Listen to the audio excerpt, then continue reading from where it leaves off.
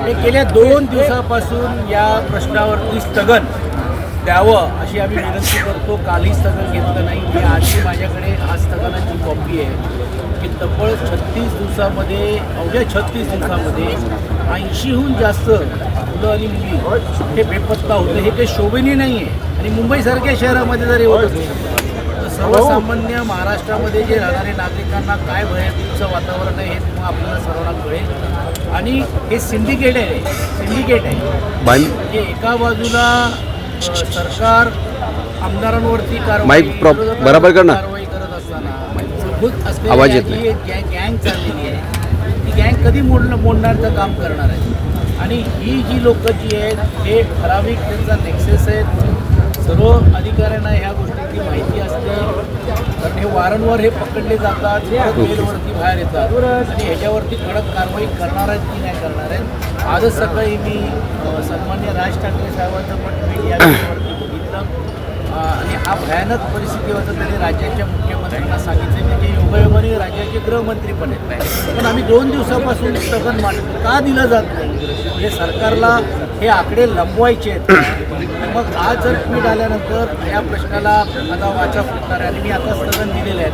12च्या जे सभागृहाचा कामकाज तहकूब करून या विषयावर चर्चा व्हावी अशी आमची सर्वांची इच्छा आणि अपेक्षा आहे. भाऊ, सत्ताधारी आमदार हेमंत पाटलांनी असं म्हटलंय की विधान भवनाच्या परिसरामध्ये 1,500 रुपये पासेस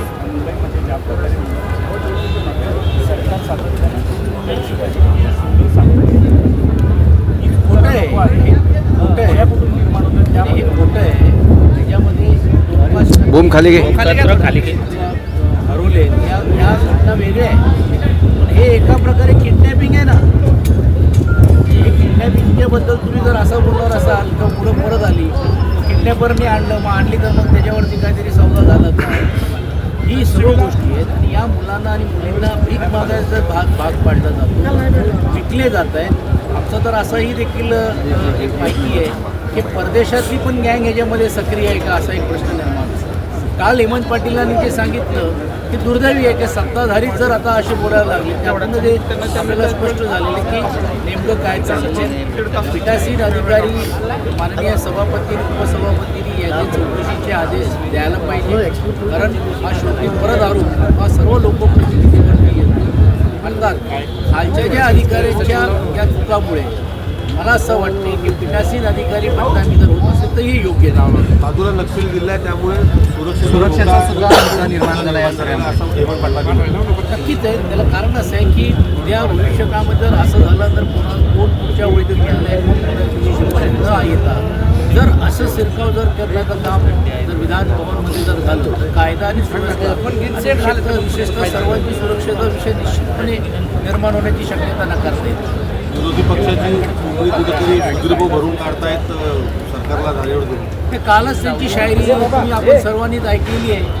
आणि ज्या भावना त्यांच्या हे आहेत ह्या सर्वसामान्य भारतीय जनता पार्टी आणि सत्ताधारीतल्या आमदारांच्या अनेकांचे पण उशिरा का होईना त्यांना ह्याची जाणीव झाली की अशा प्रकारे राजकारण करून तो राजकारण जास्त वेळ टिकत नाही.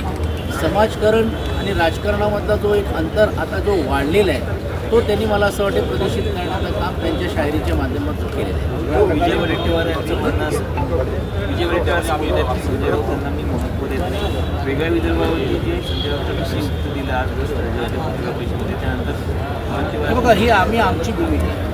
आणि कालच आमच्या पक्षप्रमुखांनी पण सांगितलं की लोकतंत्र थोडं खाली जी आमच्याकडे गेलेली जी लोक आहेत त्यांची भूमिका याच्याबद्दल काय कारण लोकतंत्र भारतीय जनता पार्टीचे राज्याचे मुख्यमंत्री आणि महसूल मंत्री पोट तिडकिरी सांगतात की हो हे आमच्या एजेंडामध्ये आहे, हे आम्ही करणारच आहोत. कधी करणार काय म्हणतात तारखावरती तारीख कभी करेंगे लेकिन तारीख नाही बताएंगे अशी त्यांची जी आहे ते सत्तेचा उपभोग राज्याचे मुख्यमंत्री या पदावरती ठेवून विदर्भाचं प्रतिनिधित्व करत असताना पण आजही विदर्भाची वेगळी भावना लोकांच्या मनामध्ये येणं आणि भारतीय जनता पार्टीने त्यातली भूमिका मांडली. म्हणून आम्ही आमची भूमिका ही महाराष्ट्र एक संघ राहिला पाहिजे ही आज नाही. संयुक्त महाराष्ट्रासाठी जो लढा